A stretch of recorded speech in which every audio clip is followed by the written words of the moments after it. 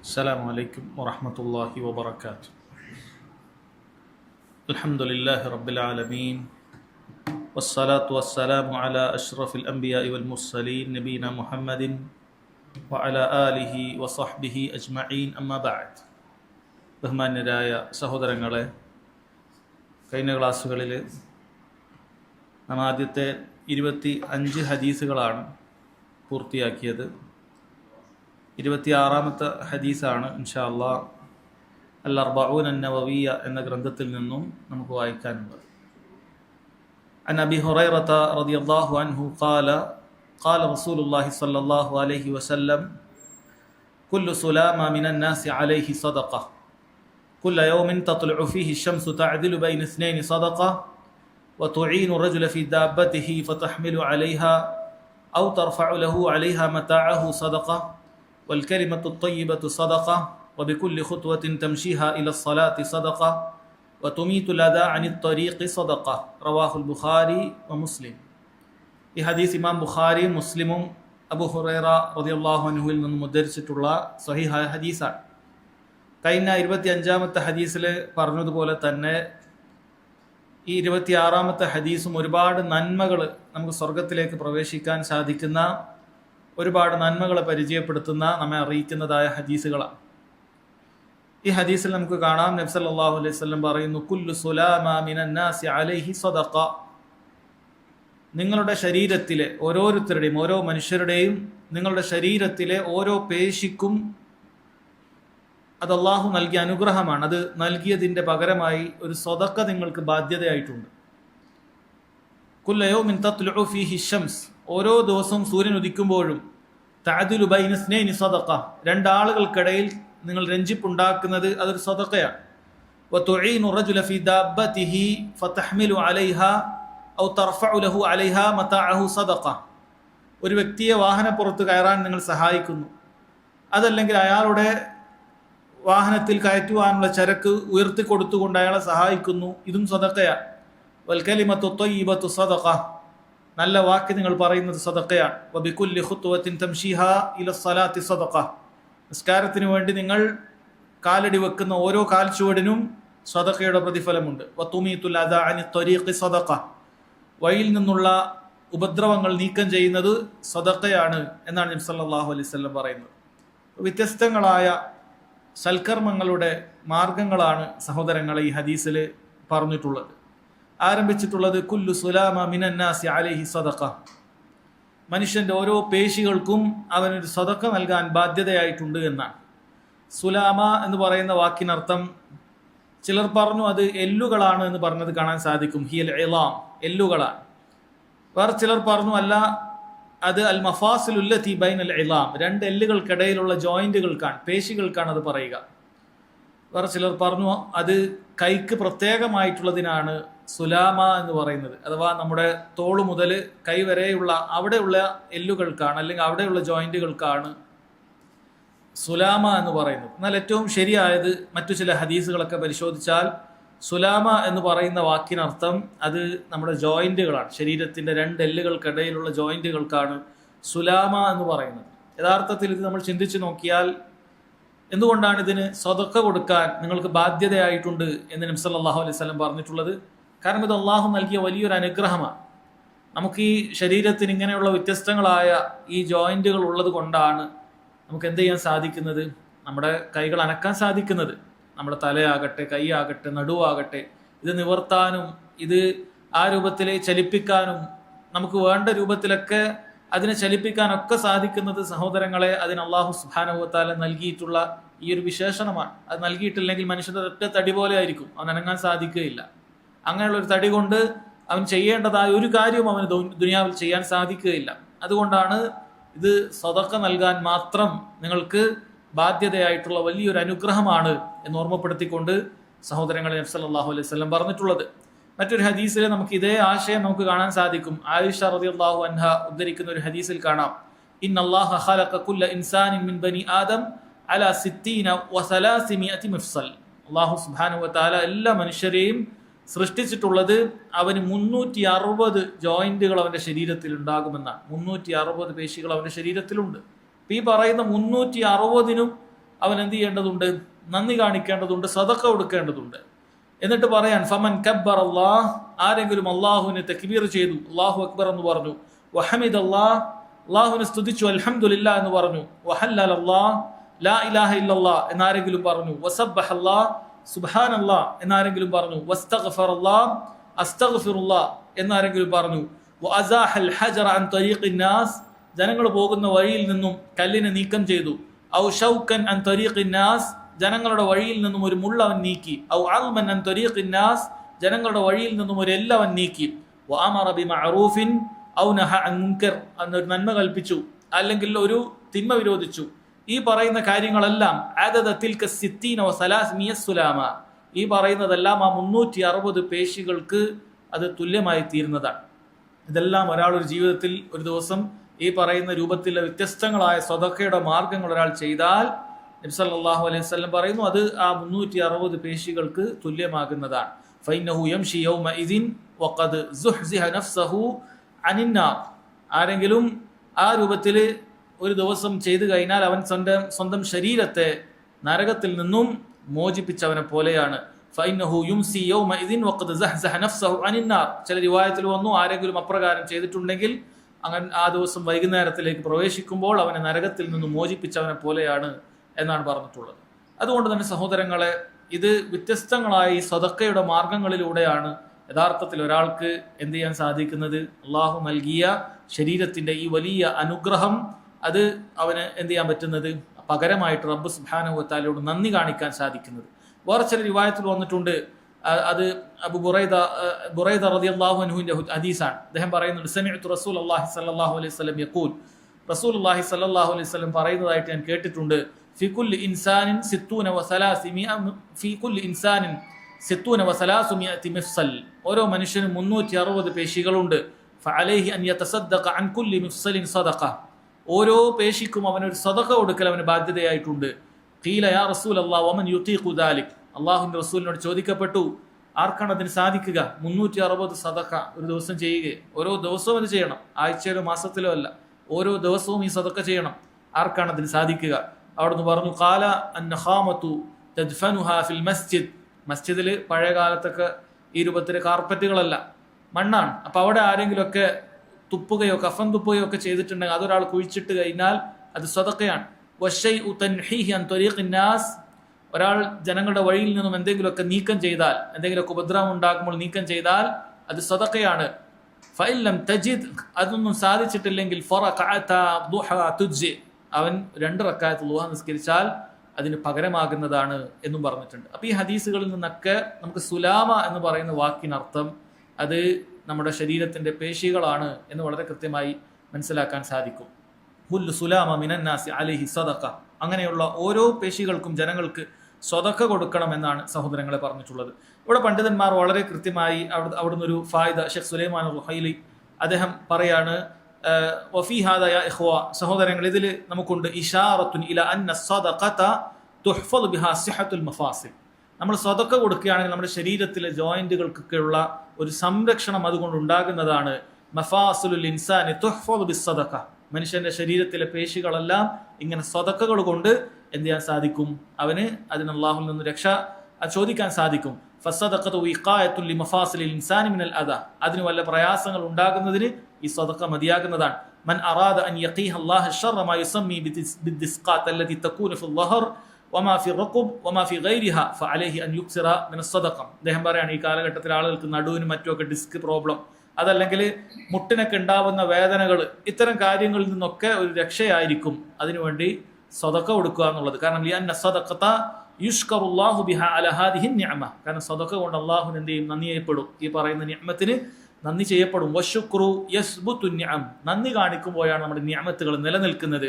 കമാ അന്നൽ ഇൻസാൻ ബിഹാദിഹി സദഖ യുജറു അജ്റ സദഖ, ഇത് കൊടുക്കുമ്പോൾ സദഖയുടെ കൂലി അത് വേറെ കിട്ടുന്നുണ്ട്, അത് വേറെ അല്ലാഹു സുബ്ഹാനഹു വ തആല പ്രതിഫലം നൽകുന്നുണ്ട്. പക്ഷേ ഈ ഒരു നിയത്തിൽ കൂടി നമ്മൾ കൊടുക്കുകയാണെങ്കിൽ നമുക്കുള്ള നിഅമത്ത്, അത് ആരോഗ്യം കൊണ്ടുള്ള നിഅമത്താകട്ടെ, അതുപോലെ തന്നെ മറ്റ് നിഅമത്തുകളാകട്ടെ, സദഖ കൊടുക്കുന്ന സമയത്ത് അത് നിലനിൽക്കുന്നതായിരിക്കും എന്നാണ് അദ്ദേഹം പറയുന്നത്. അതുപോലെ ഹദീസിൽ വേറെ ചില റിവായത്തിൽ നമ്മൾ കണ്ടു, ഇത്തരം സദഖകൾ കൊടുക്കുന്ന സമയത്ത് എന്ത് ചെയ്യാണ്? ഒരാൾ ആ രൂപത്തിൽ ഈ വ്യത്യസ്തങ്ങളായ സൽക്കർമ്മങ്ങളും സദഖയുടെ മാർഗങ്ങളൊക്കെ ചെയ്യുമ്പോൾ അവൻ തൻ്റെ ശരീരത്തെ സ്വർഗത്തിലേക്ക് പ്രവേശിപ്പിക്കുകയാണ്, നരകത്തിൽ നിന്ന് രക്ഷിക്കുകയാണ്. അത് ഹദീസിൽ വന്നിട്ടുള്ള കാര്യമാണ്.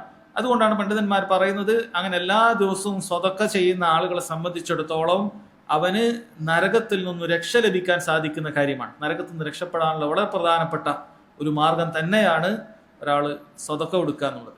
ഇവിടെ നമ്മൾ കഴിഞ്ഞ ഹദീസിലും പറഞ്ഞിട്ടുള്ള കാര്യമാണ്. സ്വതക്ക എന്ന് പറയുന്നത് അത് രണ്ടർത്ഥത്തിലുണ്ട്. ഒന്ന് പൊതുവേ നമ്മൾ അറിയുന്ന സ്വതക്കത്തും ബിൽമാൽ, നമ്മുടെ സമ്പത്ത് കൊണ്ട് കൊടുക്കുന്ന സ്വതക്കയുണ്ട്.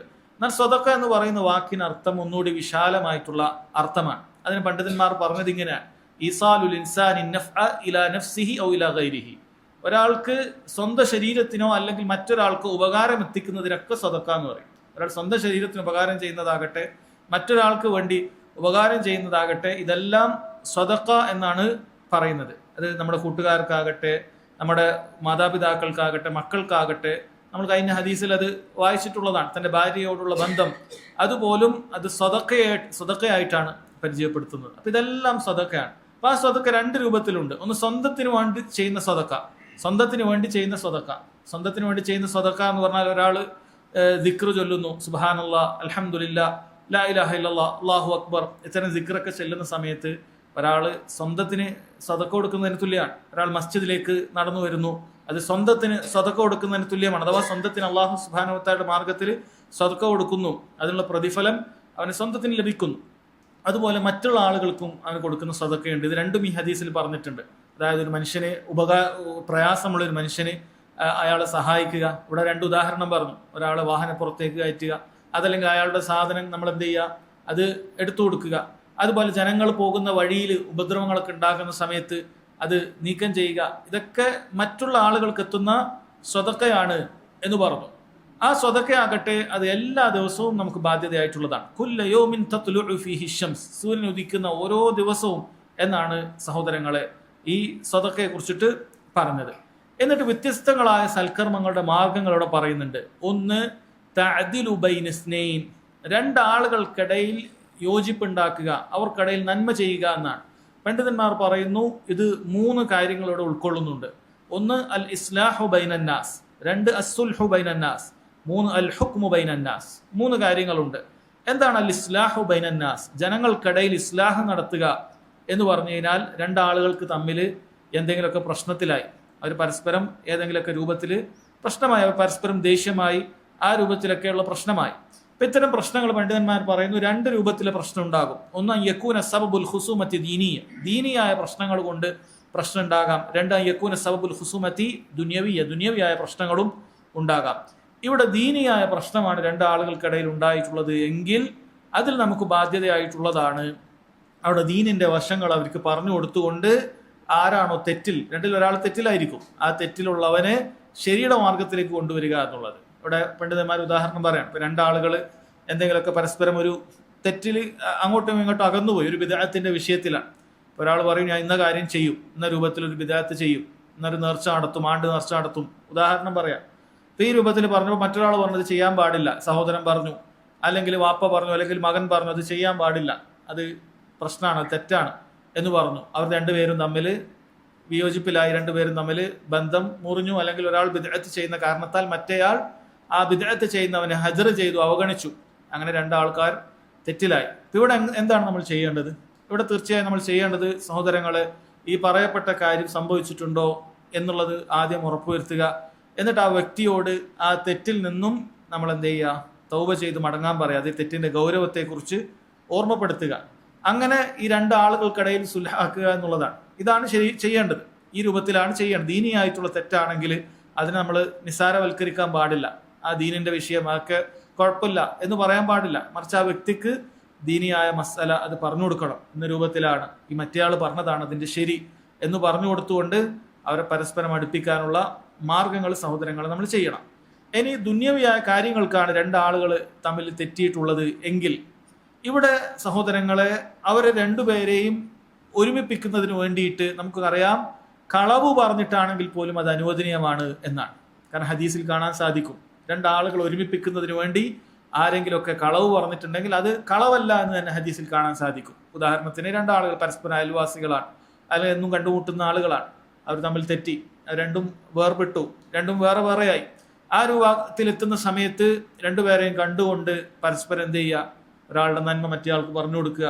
നിങ്ങളോട് ഇങ്ങനെയൊക്കെ ചെയ്തതിന് അയാൾക്ക് പ്രയാസമുണ്ട് എന്ന് എന്നോട് പറഞ്ഞിട്ടുണ്ട്, അയാൾക്ക് വലിയ കുറ്റബോധമുണ്ട്, നിങ്ങളോട് നല്ല രീതിയിൽ ബന്ധമുണ്ടാകാൻ ആഗ്രഹിക്കുന്നുണ്ട് എന്ന രൂപത്തിലൊക്കെ പറയാം. ചിലപ്പോൾ അയാൾ പറഞ്ഞിട്ടേ ഉണ്ടാവില്ല, ഭയങ്കര ദേഷ്യത്തിലായിരിക്കും ചിലപ്പോൾ നമ്മളോട് സംസാരിച്ചിട്ടുണ്ടാവുക, അല്ലെങ്കിൽ ഒരാൾ മറ്റേ ആളുടെ പ്രശ്നങ്ങളായിരിക്കും ചിലപ്പോൾ നമ്മളോട് പറഞ്ഞിട്ടുണ്ടാവുക, അല്ലെങ്കിൽ അയാളുടെ എല്ലാ രൂപത്തിലുള്ള ദുൽമിനെ കുറിച്ചിട്ടൊക്കെ പറഞ്ഞു തന്നിട്ടുണ്ടാവും. പക്ഷെ അതല്ല അവിടെ പറയേണ്ടത്. മറിച്ച് അവിടെ ചിലപ്പോൾ എന്ത് ചെയ്യാൻ പറ്റും, ചില കളവുകൾ പറഞ്ഞിട്ടാണെങ്കിൽ പോലും രണ്ടുപേരോട് നിങ്ങളെ കുറിച്ചിട്ടും നല്ല രീതിയിലാണ് അവർ പറയുന്നത്, നല്ല രീതിയിൽ ബന്ധം ഉണ്ടാകണം എന്നാണ് പറയുന്നത്. ആ രൂപത്തിൽ മനസ്സ് ഇണക്കമുണ്ടാകുന്ന രൂപത്തിൽ അടുപ്പിക്കാൻ വേണ്ടി സഹോദരങ്ങളെ സംസാരിച്ചുകൊണ്ട് എന്ത് ചെയ്യാം, അവരെ തമ്മിൽ അടുപ്പിക്കുക എന്നുള്ളതാണ്. അപ്പൊ അതാണ് ഇവിടെ പറഞ്ഞിട്ടുള്ള കാര്യം. അങ്ങനെ രണ്ടാളുകൾക്കിടയിൽ നമ്മൾ രഞ്ജിപ്പുണ്ടാക്കുന്നത് സ്വതക്കയാണ് എന്ന് പറഞ്ഞിട്ടുള്ളത് അതാണ്. ഇതാണ് ഒന്നാമത്തെ ഇസ്ലാഹ് എന്ന് പറഞ്ഞത്. 3 ഇനങ്ങളിൽ ആളുകൾക്കിടയിൽ തഅദിലു ബൈനന്നാസ് എന്ന് പറഞ്ഞതിൽ ഒന്ന് നമ്മൾ പറഞ്ഞു ഇസ്ലാഹ് ബൈനന്നാസ് ആണ്. ജനങ്ങൾക്കിടയിൽ ഉണ്ടാകുന്ന പ്രശ്നങ്ങൾ അത് നമ്മൾ നന്നാക്കുക എന്നുള്ളതാണ്. രണ്ടാമത് അസ്സുൽഹു ബൈനന്നാസ് ആണ്. ജനങ്ങൾക്കിടയിൽ രണ്ടാൾക്കാർ എന്തെങ്കിലുമൊക്കെ ഒരു ഹക്കിന്റെ വിഷയത്തിൽ ചിലപ്പോൾ എന്ത് ചെയ്യും, ഹക്കിന്റെ വിഷയത്തിൽ അവര് ഹക്കിടപാടിന്റെ വിഷയത്തിലൊക്കെ പരസ്പരം തെറ്റിലാവും. ഒരാളൊരു ബിസിനസ്സിൽ ഇൻവെസ്റ്റ് ചെയ്തു, അല്ലെങ്കിൽ മറ്റൊരാളൊരു കടം കൊടുത്തു, അല്ലെങ്കിൽ എന്തെങ്കിലുമൊക്കെ രൂപത്തിലൊക്കെ പൈസയുമായി ബന്ധപ്പെട്ട ഇടപാട്, മറ്റെന്തെങ്കിലുമൊക്കെയുമായി ബന്ധപ്പെട്ട ഇടപാടുകളൊക്കെ ഉണ്ടാകും. അപ്പൊ ഒരാൾ പറയും ഞാൻ അന്ന് അത്ര 5 ലക്ഷം കൊടുത്തിട്ടുണ്ട്, അപ്പൊ മറ്റുള്ളവർ ഇല്ല നീ 5 അല്ല തന്നത്, നീ അന്ന് 4 തന്നിട്ടുള്ളൂ, അല്ലെങ്കിൽ ആ രൂപത്തിലൊക്കെ പരസ്പരം എന്ത് ചെയ്യും, പ്രശ്നങ്ങൾ ഉണ്ടാകുന്ന സമയത്താണ്. ഇപ്പൊ ഇവിടെ പണ്ഡിതന്മാർ പറയുന്നു ഇവിടെയും 2 രൂപത്തിലുണ്ട്. ഒരു സമയത്ത് ചിലപ്പോൾ നമുക്ക് 2 ആൾക്കാരുടെ സംസാരം കേട്ടാലും നമുക്ക് എന്ത് ചെയ്യാൻ പറ്റൂല, ആരാണ് ശരിയുടെ ഭാഗത്ത് എന്ന് പറയാൻ പറ്റാത്തൊരവസ്ഥയായിരിക്കും. കാരണം 2 ആൾക്കാർ സത്യസന്ധരായ ആളായിരിക്കും, 2 ആളുകളും സത്യസന്ധരായ ആൾക്കാരായിരിക്കും. അപ്പൊ അങ്ങനെ സംഭവം ഉണ്ടാവാൻ സാധ്യതയുണ്ട്. 2 ആൾ സത്യസന്ധരായിരിക്കും, പക്ഷേ തെറ്റിദ്ധാരണ ഉണ്ടാകാം, മാനുഷികമായ ഓർമ്മ പിശക് ഒരാൾക്ക് സംഭവിച്ചിട്ടുണ്ടാകാം. രണ്ടിലേതെങ്കിലും ഒരാൾക്ക്. ഒരാൾ പറഞ്ഞില്ല നീ 5 ലക്ഷമേ തന്നിട്ടുള്ളൂ, അത് എനിക്ക് ഉറപ്പാണ്, അതിന്റെ അപ്പുറത്ത് തന്നിട്ടില്ല എന്ന് പറയും. മറ്റേ ആൾ പറഞ്ഞല്ല ഞാൻ 6 ലക്ഷം തന്നിട്ടുണ്ട്, പിന്നെ 1 ലക്ഷം കൂടി ഞാൻ തന്നതാണ്, അത് നീ എഴുതായിട്ടാണ്, ആ രൂപത്തിലൊക്കെ പറഞ്ഞിട്ടോ. അപ്പൊ 2 ആൾക്കാരും ചിലപ്പോൾ സത്യം തന്നെ പറയുന്ന അവസ്ഥ ഉണ്ടാകുന്ന വിഷയം ഉണ്ടാകും. ഇവിടെ സഹോദരങ്ങളെ പണ്ഡിതന്മാർ പറയാറുള്ളത് 2 ആൾക്കാരുടെ അടുക്കലേക്ക് പോയിട്ട് നമ്മളൊരു സുൽഹിന്റെ ഒരു ഭാഷ ഉണ്ടാക്കുക എന്നുള്ളതാണ്. അപ്പോ നീ 6 തന്നെന്നാണ് അവൻ പറയുന്നത്, 5 തന്നെന്നാണ് തൽക്കാലം നമുക്കൊരു കാര്യം ചെയ്യാം, നീ ഒരാളെടുക്കൽ പോയിട്ട് ഒരു 5 ലക്ഷം ആണ് നമുക്ക് എന്ത് ചെയ്യാം പറയാം, അതുകൊണ്ട് ഒരു 5 ലക്ഷത്തിന് നമുക്ക് സെറ്റിലാക്കാം. ആ രൂപത്തിൽ എന്ത് ചെയ്യാം, 2 ആളുടെയും ആ പ്രശ്നം തീർക്കുന്നതിന് വേണ്ടിയിട്ട് മറ്റൊരാളൊരു മധ്യസ്ഥൻ എന്ത് ചെയ്യും, നമുക്ക് അതിനിടയിൽ ഒരു രീതിയിൽ പറഞ്ഞിട്ട് എന്ത് ചെയ്യും, അത് സുൽഹാക്കുക എന്നുള്ളതാണ്. അതല്ലാതെ വേറെ പ്രശ്നം അത് മുന്നോട്ടേക്ക് പോകും, അത് കോടതിയും വക്കാണും മറ്റുമൊക്കെ ആവും. പണ്ഡിതന്മാർ പറയുന്നു അത്തരം കാര്യങ്ങളിലേക്ക് കൊണ്ടുപോകാതെ പരസ്പരം എന്ത് ചെയ്യുക, സുൽഹാക്കുന്ന രൂപത്തിൽ നമ്മൾ എന്ത് ചെയ്യാം, തൽക്കാലം വിട്ടുകൊടുത്തേക്കാവും, മറന്നതായിരിക്കും. ആ രൂപത്തിലൊക്കെ ഒരാളോട് പറഞ്ഞിട്ട് എന്ത് ചെയ്യാം, ഒരാളോട് നമുക്ക് ആ രൂപത്തിൽ പരസ്പരം പൊരുത്തപ്പെടാനും 2 പേരും പറ്റുന്ന രൂപത്തിലേക്ക് കാര്യങ്ങൾ നീക്കുവാനാണ് പറയേണ്ടത്. ഇനി രണ്ടാമത്തത്, നമുക്ക് ഒരാളുടെ അടുത്ത് ഹക്ക് ഇന്ന ആളെടുത്തതാണ് എന്ന് വളരെ വ്യക്തമായിട്ട് മനസ്സിലാകുന്ന സമയത്താണെങ്കിൽ അവിടെ നമുക്ക് എന്ത് ചെയ്യാം, മറ്റേ ആളെ സാധിക്കുന്ന രൂപത്തിൽ ബോധ്യപ്പെടുത്താൻ ശ്രമിക്കുകയും അങ്ങനെ നമ്മൾ ആ രൂപത്തിൽ അയാൾ 2 പേരെയും തൃപ്തിപ്പെടുത്തുന്ന ഒരു രീതിയിൽ കൊണ്ടുവരികയും അങ്ങനെ 2 പേരും തൃപ്തിപ്പെടുന്ന രൂപത്തിലുള്ള ഒരു എമൗണ്ട് അല്ലെങ്കിൽ ഒരു സംഖ്യ പറഞ്ഞിട്ട് അങ്ങനെ പരസ്പരം ഐക്യത്തിൽ കൊണ്ടുവരികയൊക്കെയാണ് ചെയ്യേണ്ടത്. ഇതൊക്കെ സഹോദരങ്ങളെ 2 ആളുകൾക്കിടയിൽ രഞ്ജിപ്പുണ്ടാക്കുന്ന രീതിയാണ്. അതിനുവേണ്ടി പരിശ്രമിക്കുക എന്നുള്ളത് ഒരു മുസ്ലിമിന്റെ ബാധ്യതയിൽപ്പെട്ടതാണ്. അവന് സദഖയുടെ പ്രതിഫലം കിട്ടുന്ന വലിയ ശ്രേഷ്ഠതയുള്ള കർമ്മമാണ്. 2 ആളുകൾ തെറ്റി നിൽക്കുമ്പോൾ അത് കൂടുതൽ അകൽച്ച ഉണ്ടാക്കാനല്ല നമ്മൾ ശ്രമിക്കേണ്ടത്, മറിച്ച് ഐക്യപ്പെടുത്താനുള്ള മാർഗങ്ങൾ എന്തൊക്കെയാണ്, മാർഗങ്ങൾ നമ്മൾ ചെയ്യുക. മൂന്നാമത്തത് അൽ ഹുക്മു ബൈനന്നാസ്, ജനങ്ങൾക്കിടയിൽ വിധി പറയുന്ന വിഷയം. അപ്പൊ അവിടെ വിധി പറയുന്ന സമയത്ത് അതെന്താണോ തെളിവ് അതിനനുസരിച്ച് തന്നെ പറയണം. അവിടെ പിന്നെ അഡ്ജസ്റ്റ്മെന്റ് ഇല്ല. അവിടെ എന്താണോ തെളിവ് ആ രൂപത്തിൽ തന്നെ ചെയ്യണം. അത് വീട്ടിനകത്തുള്ള കാര്യമാകട്ടെ, മക്കൾക്കിടയിലുള്ളതാകട്ടെ, അതല്ലെങ്കിൽ വിദ്യാർത്ഥികൾക്കിടയിലുള്ള കാര്യമാകട്ടെ, അവിടെ വളരെ കൃത്യമായി ആരുടെ ഭാഗത്താണോ ഹക്ക് അത് തന്നെ എന്ത് ചെയ്യണം, അത്തരം വിധി പറയേണ്ട സമയത്ത് നമ്മളത് പാലിക്കണം. അങ്ങനെ ജനങ്ങൾക്കിടയിൽ ഈ രൂപത്തിലുള്ള നന്മകൾ വരുത്തുക എന്നുള്ളത് സദഖയുടെ പ്രതിഫലം ലഭിക്കുമെന്ന് നബി സല്ലല്ലാഹു അലൈഹി വസല്ലം അറിയിക്കുക. രണ്ടാമത്തെ ഭാഗം പറയുന്നത് വതുഈനു റജുല ഫി ദാബത്തിഹി ഫതഹ്മിലു അലൈഹാ ഔ തർഫഉ ലഹു അലൈഹാ മതാഅഹു സദഖ. 2 കാര്യമാണ് പറയുന്നത്. ഒരു മനുഷ്യനെ അവന്റെ വാഹനത്തിൽ കയറാൻ വേണ്ടി സഹായിക്കുക. ഇത് പഴയ കാലത്ത് വളരെയധികം ഉപകരിക്കുന്ന ഒരു കാര്യമാണ്. പഴയ കാലത്ത് ഒട്ടകപ്പുറത്തും മറ്റുമൊക്കെ കയറുമ്പോൾ അവിടെ വലുതാണ് ഒട്ടകം. അപ്പൊ അതിലേക്ക് കയറാൻ ചിലപ്പോൾ എല്ലാവർക്കും പറ്റിക്കൊള്ളണമെന്നില്ല. അപ്പൊ ഒരാളുടെ സഹായത്തിലായിരിക്കും ചിലപ്പോൾ കയറ്റുക. ഇനി അതല്ലെങ്കിൽ ചില ആളുകൾ അയാളുടെ പ്രശ്നം കൊണ്ട്, വയസ്സായത് കൊണ്ടോ അല്ലെങ്കിൽ നീളം ഇല്ലാത്തത് കൊണ്ടോ, ഇങ്ങനെ പല രൂപത്തിൽ പ്രയാസങ്ങളൊക്കെ ഉണ്ടാകുന്ന സമയത്ത് ഒരാൾ അതിനുവേണ്ടി സഹായിക്കുക എന്നുള്ളതാണ്. ഇനി അതുപോലെ തന്നെ അയാളുടെ വാഹനത്തിലേക്ക് അയാളുടെ വെയിറ്റുള്ള ലഗേജും മറ്റുമൊക്കെ ഉണ്ടാകും. പഴയ കാലത്താകുമ്പോൾ അത് ഒട്ടകപ്പുറത്താകട്ടെ, കഴുതപ്പുറത്താകട്ടെ, കുതിരപ്പുറത്താകട്ടെ ഒക്കെ സഞ്ചരിക്കാറുണ്ട്. അതെടുത്തു വെക്കാൻ മറ്റൊരാളുടെ സഹായം മിക്കവാറും ആവശ്യമുള്ള കാലമാണ്. അപ്പം ഈ കാലഘട്ടത്തിലാണെങ്കിലും ശരി, നമ്മുടെ വാഹനത്തിൽ നമ്മളെ എന്തെങ്കിലുമൊക്കെ ഒരാൾ സാധനങ്ങൾ എടുത്തു കൊടുക്കാൻ, സാധനം പൊക്കിയിട്ട് അയാൾക്ക് സഹായിച്ചു കൊടുക്കാൻ, ഇങ്ങനെയുള്ള പല അവസ്ഥകളുണ്ടാകും. സാധനം എടുത്തു കൊടുക്കാനാണെങ്കിലും ശരി, അതല്ലെങ്കിൽ അങ്ങാടിയിൽ നിന്നൊക്കെ ചിലപ്പോൾ ഒരാളെ ഒരു സാധനം എടുത്തു വെക്കാനാണെങ്കിലും ശരി, ഈ രൂപത്തിൽ സഹോദരങ്ങൾ ഒരാളെ സഹായിക്കുക എന്ന് പറയുന്നത് അത് ദീനുൽ ഇസ്ലാമിന്റെ ഭാഷയിൽ അത് സ്വതക്ക കിട്ടുന്ന ഒരു കാര്യമാണ്. അത് കേവലം ഒരു മാനുഷിക പരിഗണന മാത്രമല്ല, മറിച്ച് നമുക്ക് പ്രതിഫലം കിട്ടുന്ന ഒരു കാര്യമാണ്. നബി സല്ലല്ലാഹു അലൈഹി വസല്ലം പറഞ്ഞല്ലോ, വല്ലാഹി ഫി ഔനിൽ അബ്ദി വല്ലാഹു ഫി ഔനിൽ അബ്ദി മാ കാന അൽ അബ്ദു ഫി ഔനി അഖീഹി. ഒരു മനുഷ്യൻ തന്റെ സഹോദരനെ സഹായിക്കുന്നിടത്തോളം അല്ലാഹു സുബ്ഹാനഹു വ തആല അവനെ സഹായിച്ചുകൊണ്ടേയിരിക്കും. നമ്മൾ മറ്റൊരാളുടെ സഹായത്തിന് വേണ്ടി പുറപ്പെട്ടാൽ അല്ലാഹു സുബ്ഹാനഹു വ തആല അവനെ സഹായിക്കും. വമൻ കാന ഫി ഹാജതി അഖീഹി കാന അല്ലാഹു ഫി ഹാജതി. മറ്റൊരാളുടെ സഹായത്തിന് വേണ്ടി, ഒരാളുടെ ആവശ്യത്തിന് വേണ്ടി നമ്മൾ പുറപ്പെടുക, അയാൾക്ക് വേണ്ടി ഒരു സ്ഥലത്ത് പോകണം, അയാൾക്ക് വേണ്ടി ഒരു സഹായം ചെയ്തു കൊടുക്കണം, അതിനുവേണ്ടി നമ്മൾ പോയാൽ അല്ലാഹു സുബ്ഹാനഹു വ തആല നിന്നെയും സഹായിക്കും എന്നുള്ളത് സഹോദരങ്ങളെ നമ്മൾ മനസ്സിലാക്കണം. നമ്മൾ അള്ളാഹിന്റെ അടുക്കൽ നിന്നുള്ള പ്രതിഫലം പ്രതീക്ഷിച്ചിട്ടാണ് ഇത്തരം കാര്യങ്ങൾ ചെയ്യേണ്ടത്. അതല്ലാതെ നമ്മൾ ആ വ്യക്തിയിൽ നിന്ന് പ്രതീക്ഷിച്ച് ചെയ്യാൻ പാടില്ല. ഒരു വ്യക്തി അയാളെന്ന് ഞാൻ ഇന്നലെ സഹായിച്ചാൽ അയാൾക്ക് പിന്നെ എനിക്ക് അയാളുടെ സഹായം പിന്നെ കിട്ടും, അങ്ങനെയല്ല നമ്മൾ ചെയ്യേണ്ടത്. മറിച്ച് അള്ളാഹിന്റെ അടുത്തുള്ള സഹായം, അള്ളാഹു സുബ്ഹാനഹു വ തആല എനിക്കിതിന് പകരമായിട്ട് എന്ത് ചെയ്യും, എനിക്ക് ആവശ്യമുള്ള ഒരു സമയത്ത്, ഞാൻ മുട്ടിപ്പോകുന്ന ഒരു സമയത്ത് അള്ളാഹു സുബ്ഹാനഹു വ തആല എന്നെ സഹായിക്കും എന്ന രൂപത്തിൽ പ്രതീക്ഷിച്ച് നമ്മൾ ചെയ്യണം. അപ്പൊ ഈ കാലഘട്ടത്തിലും പണ്ഡിതന്മാർ പറയാണ്, ഈ കാലഘട്ടത്തിൽ ഒരാളുടെ വാഹനമൊക്കെ ചിലപ്പോൾ നിലച്ചു പോകും. പഴയ കാലത്ത് മൃഗമാണ് വാഹനമായിട്ടുള്ളത്. അപ്പൊ ഇന്ന് ആരെങ്കിലുമൊക്കെ റോഡ് സൈഡിൽ പെട്ടെന്നൊന്ന് പഞ്ചറായി സൈഡായി പോയി, അല്ല റോഡ് സൈഡിൽ പെട്ടെന്ന് ആ രൂപത്തിൽ എന്തെങ്കിലും ബുദ്ധിമുട്ടിലായിപ്പോയി, ചിലപ്പോൾ ഒന്ന് വാഹനം തള്ളി കൊടുക്കേണ്ട ആവശ്യം വരികയാണെങ്കിൽ, അതല്ലെങ്കിൽ വാഹനം തള്ളി സൈഡാക്കി ആളെ ആ പഞ്ചർ അടക്കാൻ വേണ്ടി സഹായിക്കാൻ, അല്ലെങ്കിൽ ഒരാളുടെ പെട്രോൾ തീർന്നു പോയി, ഇതൊക്കെ പണ്ഡിതന്മാർ പറയുന്നുണ്ട്. അപ്പൊ അതിനുവേണ്ടി അയാളെ സഹായിക്കുക, ഇതൊക്കെ ഈ വിഷയത്തിൽ വരുന്ന കാര്യമാണ്. നമ്മുടെ സഹോദരൻ എന്താണോ സഹായം അത് ആവശ്യമുള്ളത് അത് ചെയ്തു കൊടുക്കുക എന്നുള്ളതാണ് ഇവിടെ വിഷയം. അതല്ലാതെ ഈ പറയുന്ന രണ്ട് ഉദാഹരണങ്ങളിൽ ക്ലിപ്തപ്പെടുന്നതല്ല വിഷയം എന്നാണ് പറയുന്നത്. അതായത് വാഹനപ്പുറത്തേക്ക് കയറ്റുക, വാഹനത്തിൽ സാധനം എടുത്തു കൊടുക്കുക എന്നതല്ല, മറിച്ച് എന്താണോ അയാൾക്കൊരു സദഖ, എന്താണ് ഒരു സഹായമായിട്ട് വരുന്നത് അത് നമ്മൾ ചെയ്തു കൊടുക്കണം. നമ്മൾ കാണാത്തത് പോലെ കണ്ടില്ലെന്ന് നടിച്ചുകൊണ്ട് പോകുകയല്ല വേണ്ടത്. ചിലപ്പോൾ ഒക്കെ രാത്രി നമ്മൾ വരുന്ന സമയത്തൊക്കെ ആരെങ്കിലുമൊക്കെ ബുദ്ധിമുട്ടി അങ്ങനെ റോഡിലൊക്കെ കിടക്കുന്നുണ്ടെങ്കിൽ നമുക്ക് സാധിക്കുന്ന രൂപത്തിൽ നമ്മൾ എന്ത് ചെയ്യുക, സഹായം ചെയ്തു കൊടുക്കുക. അതേപോലെ തന്നെ നമ്മൾ മനസ്സിലാക്കേണ്ട കാര്യമുണ്ട്, ഈ കാലഘട്ടത്തിന്റെ ചില സ്ഥലങ്ങളിലൊക്കെ ഇത്തരം തട്ടിപ്പുകളൊക്കെ നടക്കാറുണ്ട്. അത് നമ്മൾ വളരെ കൃത്യമായി മനസ്സിലാക്കേണ്ടതുണ്ട്. ചില ആളുകൾ കൊള്ളയടിക്കാനും മറ്റുമൊക്കെ ചില പ്രത്യേക സ്ഥലങ്ങളിലൊക്കെ പറയപ്പെടാറുണ്ട്. അതൊക്കെ നമ്മൾ വേറെ നോക്കേണ്ട കാര്യമാണ്, അല്ലെ? നമ്മൾ പരിചയമില്ലാത്ത സ്ഥലങ്ങളിലൊക്കെ വാഹനം ഇങ്ങനെ എന്തെങ്കിലുമൊക്കെ അപകടത്തിൽപ്പെട്ടതുപോലെ കിടക്കുക, ഒരാൾ പോയി സഹായിക്കാൻ പോയാൽ അവരെ കൊള്ളയടിക്കുക, ഇതൊക്കെ നടക്കാറുണ്ട്. അതൊക്കെ ശ്രദ്ധിച്ചുകൊണ്ട് സഹോദരങ്ങളെ വളരെ ബുദ്ധിപൂർവ്വം സഹായിക്കേണ്ട സ്ഥലത്ത് നമ്മൾ കൃത്യമായി സഹായിക്കാൻ എന്ത് ചെയ്യുക, പരിശ്രമിക്കുക. ഇതെല്ലാം സദഖയാണ് എന്നാണ് നബി സല്ലല്ലാഹു അലൈഹി വസല്ലം പറഞ്ഞിട്ടുള്ളത്. പിന്നീട് പറയുന്നു, വൽ കലിമത്തു ത്വയ്യിബത്തു സദഖ, നല്ല വാക്ക് അത് സദഖയാണ്. അപ്പൊ നല്ല വാക്ക് സദഖയാണ് എന്ന് പറയുമ്പോൾ ആരോടാണ്? പണ്ഡിതന്മാർ പറഞ്ഞു എല്ലാവരോടും. നമ്മളെല്ലാവരോടും നല്ല വാക്കാണ് നമ്മളോട് പറയാൻ പറഞ്ഞിട്ടുള്ളത്. അത് ആരോട് എന്നില്ല, അത് അന്യമതസ്ഥരോടാണെങ്കിൽ പോലും ഒരു മുസ്ലിമിനെ സംബന്ധിച്ചിടത്തോളം അവന്റെ വായിൽ നിന്ന് വരുന്ന വാക്കുകൾ അത് നല്ലതായിരിക്കുള്ളൂ. ആരോടും അവൻ നല്ലതല്ലാത്ത വർത്തമാനം ഒരാൾ പറയില്ല. കാരണം അവനെ സംബന്ധിച്ചിടത്തോളം നല്ലത് പറയുക അല്ലെങ്കിൽ മിണ്ടാതിരിക്കുക, ഈ രണ്ട് ഓപ്ഷൻ മാത്രമേ ഉള്ളൂ. അതുകൊണ്ട് എല്ലാവരോടും നല്ല സംസാരം സംസാരിക്കുക എന്നുള്ളതാണ് സഹോദരങ്ങളെ ഇതുകൊണ്ട് ഉദ്ദേശിക്കുന്നത്.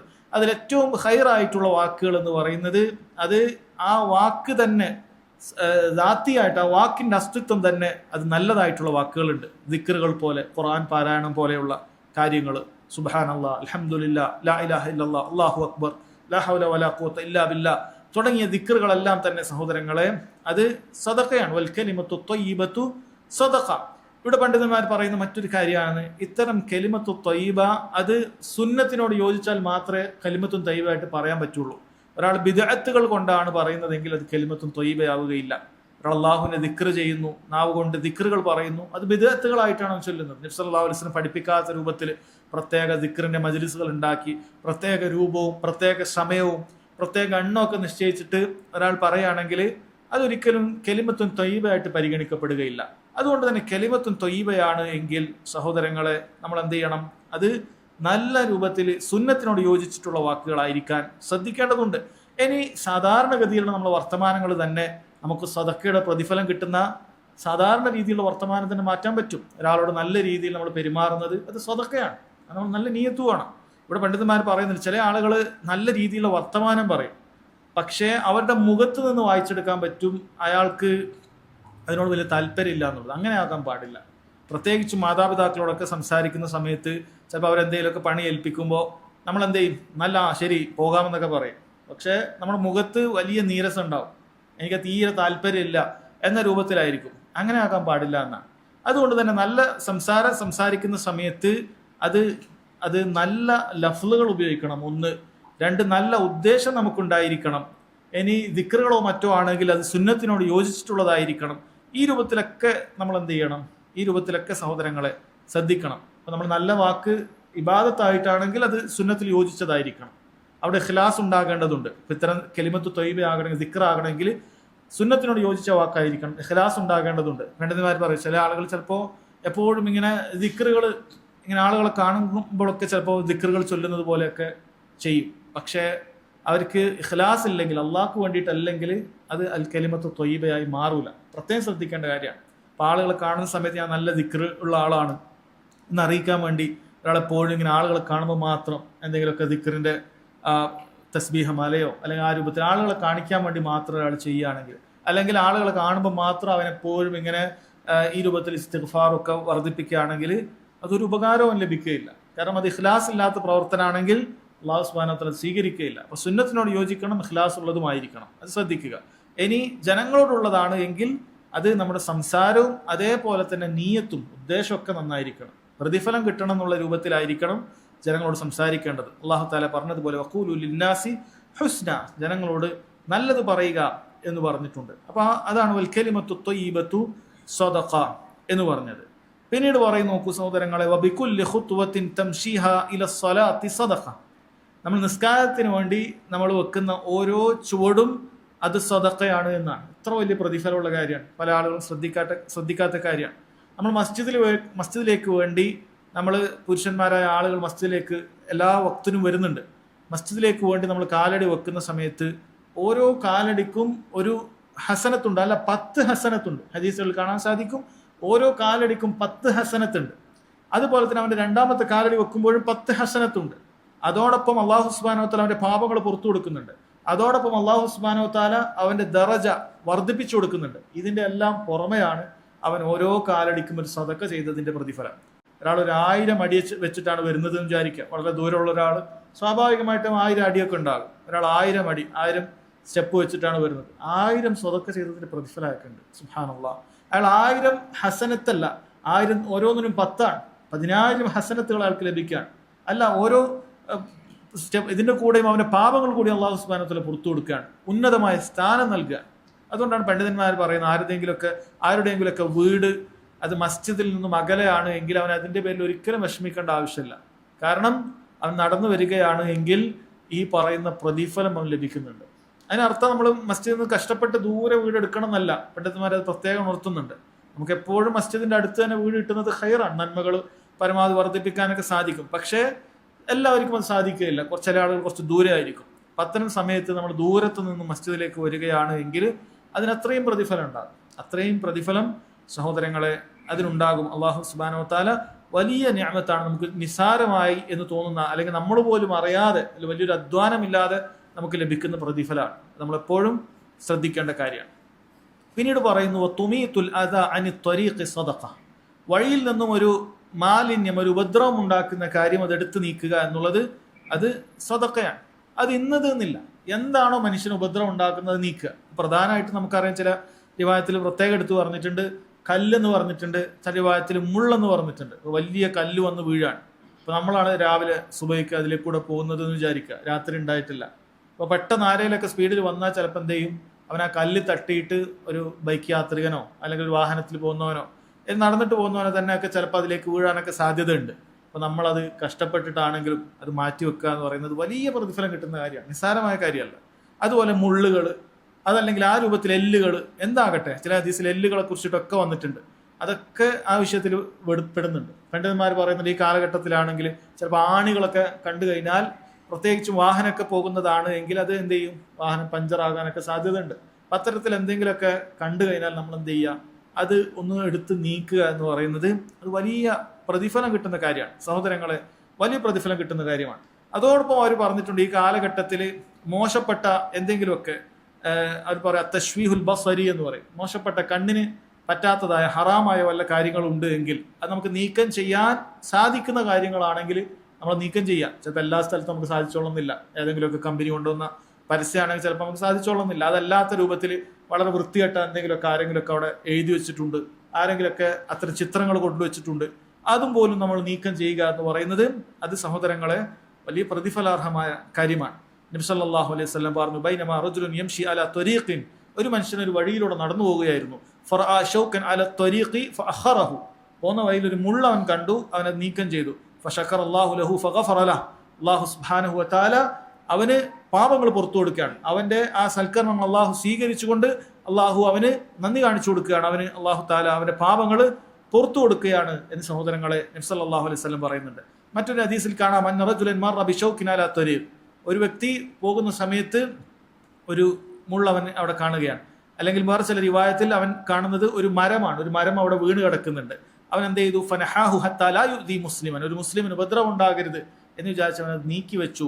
ഫഉദ്ഖിലൽ ജന്ന, സ്വർഗത്തിലേക്ക് അവൻ അത് പ്രവേശിപ്പിക്കാൻ കാരണമായി എന്നാണ്. അതുകൊണ്ട് നിസ്സാരമായ കാര്യമാണെന്ന് വിചാരിക്കരുത്, വേറെ ആരെങ്കിലുമൊക്കെ ചെയ്തോളട്ടെ എന്ന് വിചാരിക്കരുത്, വലിയ പ്രതിഫലാർഹമായ കാര്യം. അതുകൊണ്ട് ആളുകളൊക്കെ പോകുന്ന വഴിയിൽ എന്തെങ്കിലുമൊക്കെ വലിയ പ്രയാസം ഉണ്ടെങ്കിൽ ഞാൻ കുറച്ച് പൈസ മുടക്കിയിട്ട് ആ വഴി ഒന്ന് ഞാൻ നന്നാക്കി കൊടുക്കാം എന്നൊരാൾ പറയുന്നുണ്ടെങ്കിൽ അത് വലിയ പ്രതിഫലാർഹമായ കാര്യമാണ്. കാരണം ചിലപ്പോൾ ഒരു വഴിയിലായിരിക്കും, എല്ലാവരും അതിലൂടെ പോകുന്ന ആൾക്കാരൊക്കെ അതിൽ വീണ് അപകടങ്ങളൊക്കെ പറ്റും. ചിലപ്പോൾ നമ്മളെ നാട്ടിലത്തെ റോഡായിരിക്കും, നമ്മൾ ഗവൺമെന്റിനെ കാത്തു നിന്നാൽ അല്ലെങ്കിൽ അവരെ കാത്തു നിന്നാൽ ചിലപ്പോൾ എന്ത് ചെയ്യാൻ പറ്റൂല, അവിടെ ചിലപ്പോൾ അത് നടക്കൂല, ഒരുപാട് ആളുകൾ ചിലപ്പോൾ വീണു. അപ്പോൾ നമ്മളൊരു വിചാരിക്കണം, ആ പരിസരത്തുള്ള ഒരാൾ വിചാരിക്കണം, ഞാനൊരു അല്പം മണ്ണിട്ട് കൊടുത്തു, ഒരല്പം സിമെന്റ് അതിൽ തേച്ച്, ഒരു കോൺക്രീറ്റ് ഒക്കെ തേച്ച് കൊടുത്താൽ ഒരുപാട് ബൈക്ക് യാത്രികരൊക്കെ വീഴുന്നതിൽ നിന്ന് രക്ഷപ്പെടുത്താൻ എനിക്ക് സാധിക്കും എന്ന നിയത്തോടു കൂടി സഹോദരങ്ങൾ ഒരാളത് ചെയ്യുകയാണെങ്കിൽ അത് വലിയ പ്രതിഫലാർഹമായ കാര്യമാണ്, വലിയ പ്രതിഫലാർഹമായ കാര്യമാണ്. അബൂ ബർസ റളിയല്ലാഹു അൻഹു അദ്ദേഹം പറയുന്നുണ്ട്, ഒരിക്കൽ അദ്ദേഹം നബി സല്ലല്ലാഹു അലൈഹി വസല്ലമയോട് ചോദിച്ചു, അല്ലിംനി ഷൈഅൻ അൻതഫഉ ബിഹി, എനിക്ക് ഉപകരിക്കുന്ന ഒരു കാര്യം അള്ളാഹിന്റെ റസൂലെ താങ്കൾ എനിക്ക് പഠിപ്പിച്ചു തരണം എന്ന് പറഞ്ഞു.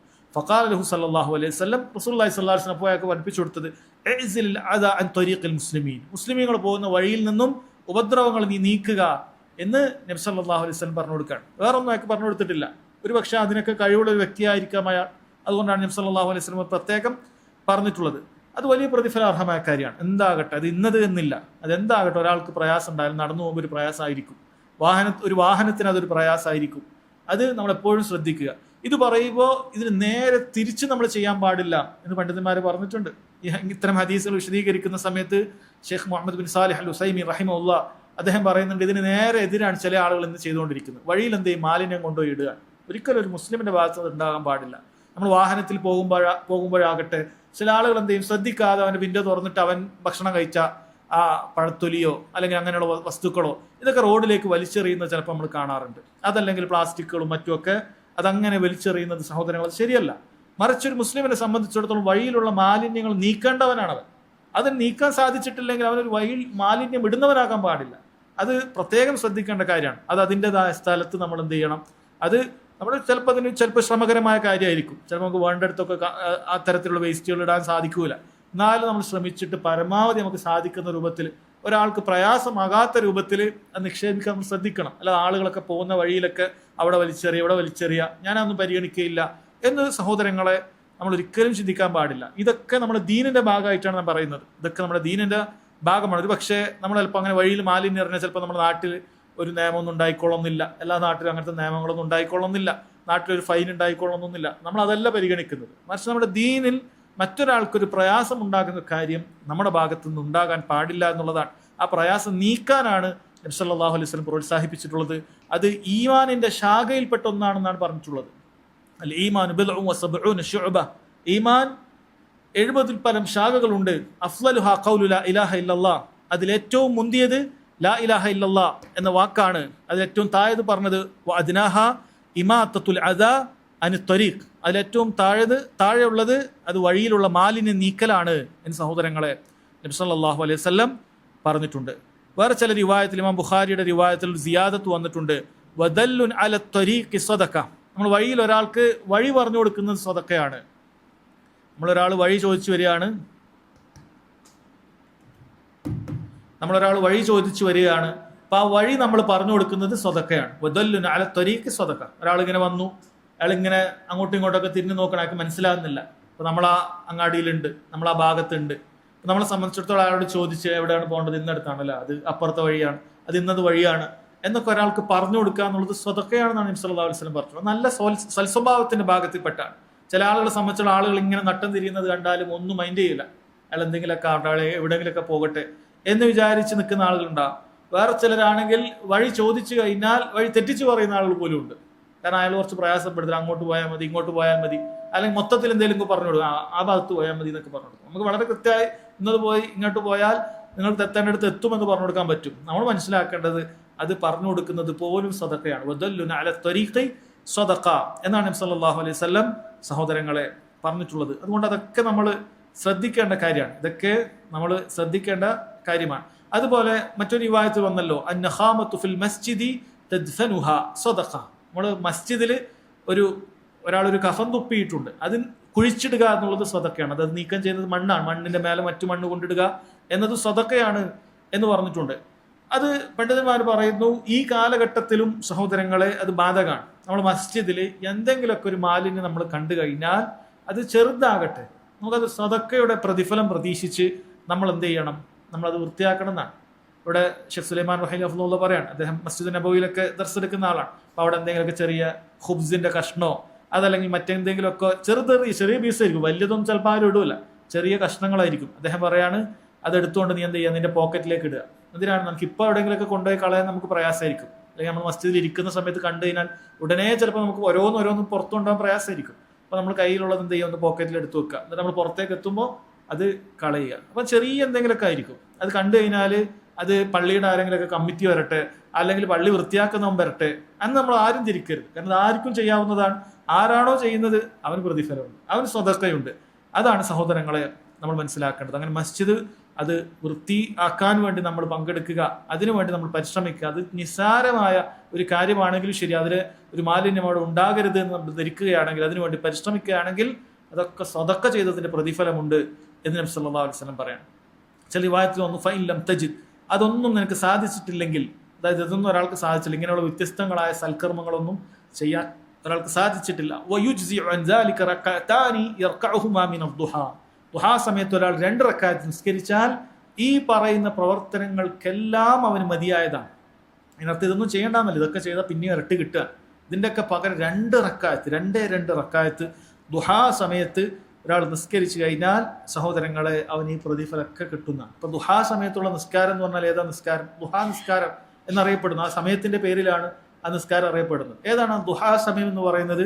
സൂര്യൻ ഉദിച്ചിട്ട് നമ്മുടെ കണ്ണിന്റെ കാഴ്ചയിൽ ഒരു കുന്തത്തിന്റെ അത്രയും ഉയർന്നു കഴിഞ്ഞാൽ ദുഹാ സമയത്തിന്റെ ആരംഭമായി. അത് നമ്മൾ മിനിറ്റുകളിൽ പറയുകയാണെങ്കിൽ ഏകദേശം ഒരു 15 മിനിറ്റൊക്കെയാണ്, 15-20 മിനിറ്റൊക്കെ പണ്ഡിതന്മാർ പറയാറുണ്ട്. ഒരു 15 മിനിറ്റൊക്കെ ആയിക്കഴിഞ്ഞാൽ ദുഹാ സമയത്തിന്റെ ആരംഭമായി.